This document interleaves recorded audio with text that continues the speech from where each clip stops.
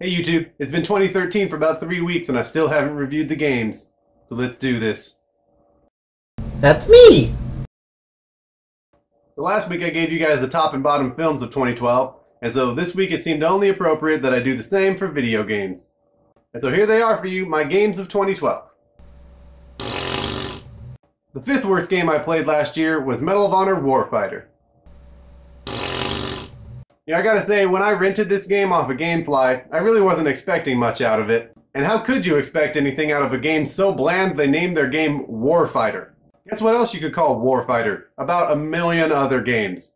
So what could you expect out of a game as blandly named as Warfighter? A mediocre game. Delivered!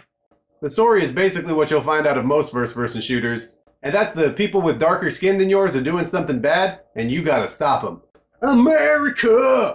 The graphics and the gameplay were fine enough, but the cinematics were terrible. My best guess is that they invested most of their time into the multiplayer of this game, because it actually has its own disc, but I invested none of my time into it. Basically, I just rented this game, beat it in a few days, and sent it back, and I felt relatively unsatisfied, like most women in my life. The fourth worst game on my list will probably come as a bit of a surprise to most people, but it's Dishonored. I feel like what hurt this game most is how comfortable everyone in my life is with using hyperbole. If your intention is to beat me over the head with how mind-blowing a game is, to the point where I waste my monies on it, then it had better blow my fucking mind. But as you can see by the back of my wall, there's no mind on it. Because it was not blown. It was not blown at all. I did like the look of this game, with all its steampunk gothiness, but the problem with overly grayed backgrounds is that they get really boring to watch. And I kinda liked the gameplay at first, because slitting throats is so much fun. And over time, even though I never thought I'd say this, I actually kinda got bored cutting people's throats. But what made me more angry than anything is that the game punishes you for cutting those throats. You get the shittiest ending if you kill everybody in the game with reckless abandon. Like I did. Apparently what the game wanted you to do was cower in the shadows and sneak behind people like a bitch. And I just wasn't willing to do that. The only sensible way to get through a stealth game is to eliminate the bad guys, so that they can't come back and get you later. I am not going to be looking over my back the entire time, like they should have, and since they didn't, their throats are cut. And I'm not even the one that put it in the game. You guys did. Maybe you're the bad people.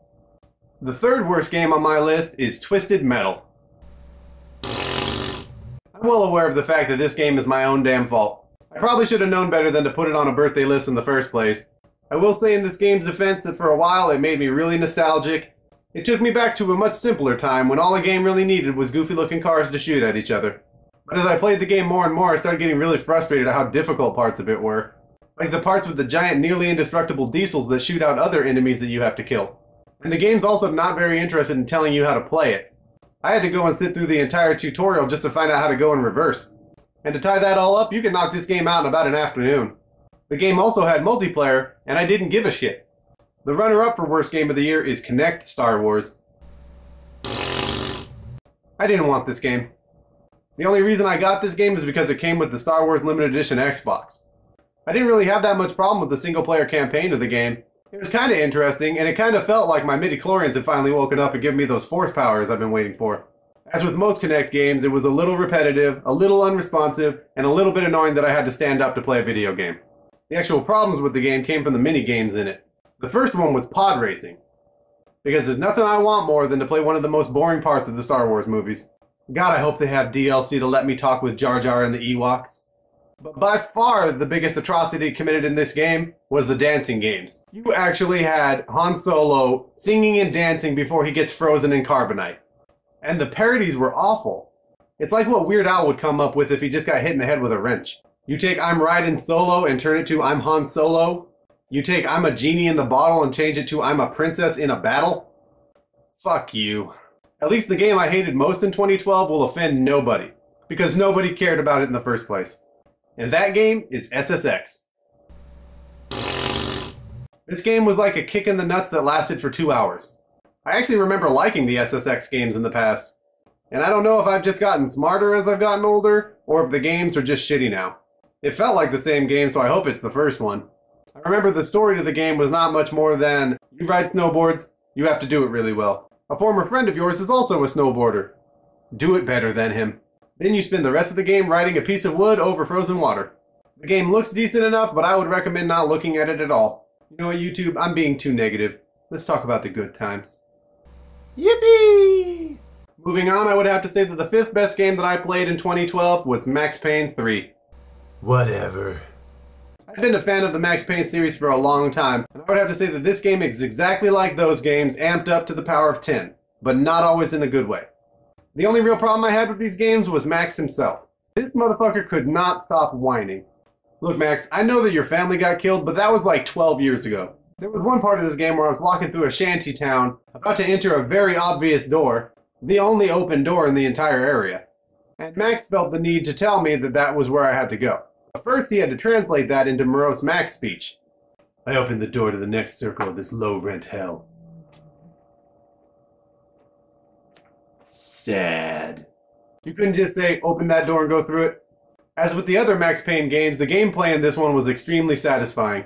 I know a lot of games, and probably even The Matrix, stole the slow-motion bullet time stuff from this game, but that doesn't mean I'm going to stop loving it. I mean, jumping sideways in slow motion and killing hordes of enemies like you were the apocalypse the Mayans were talking about is always going to be right in my book.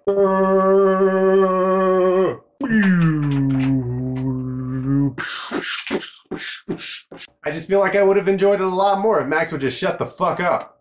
Appropriately 4th place in this list is Halo 4. Yippee! Halo 4 gets a lot of extra credit in my book for completely blowing my expectations out of the water. I downright refused to purchase this game when it came out. I had to wait until I could find a copy of the game for 25 bucks before I would allow myself to play it.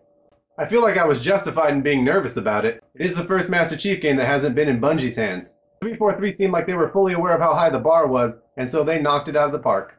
In my opinion, this is the best Halo game in the series. The graphics were way better than any other Halo game. The story was actually pretty good, and they even had a couple of emotional parts that I was surprised by. Although most of the game was as simple as going from computer terminal to computer terminal, like some hyped up version of my own life. I'm even sure that the multiplayer on this game is good, and I may play it at some point. The 3rd game on my list is also appropriately placed, but it hurts my heart to do it. And that game is Assassin's Creed 3. Yippee! I have always loved the Assassin's Creed series, and this one felt like it did everything right. The story was good as long as you don't pay attention to the Desmond stuff, and I will always enjoy running over rooftops and stabbing people in the neck with wrist blades. It's kind of like what Dishonored could have been if it didn't punish you for playing the game the way it was supposed to be. The thing that kept this game from being at the top of my list was all the glitches I ran into. There were times that I would be chasing somebody and Connor would decide to jump onto a wall as opposed to running after the guy that I was chasing. One of the biggest problems was when I was innocently trying to climb a wall and the game decided to fire me up into the air and let me come crashing down to earth, killing me. But the game was really good when those things weren't trying to piss me off. The not so appropriately placed number 2 on my list is Far Cry 3. Yippee! I would say that of all the games that were coming out this holiday season, this is the one I was most anticipating. And it did not disappoint. It had all the good things of the previous Far Cry games and none of the downfalls. Like the other Far Cry games, this one was graphically amazing. The landscapes are lush and colorful and filled with lots of things to distract you from the main story. But unlike the other Far Cry games, I actually like the story in this one. It's all about a bunch of rejects from MTV's Real World that drop into an island filled with mercenaries and scum. I especially liked all the parts involving the character Vaas. Did I ever tell you what the definition of insanity was? My roommate did good getting me this game. When it came to the best game of 2012, there were lots of games that it could have been, but only one game that it gots to been. And that game is Borderlands 2. Yippee!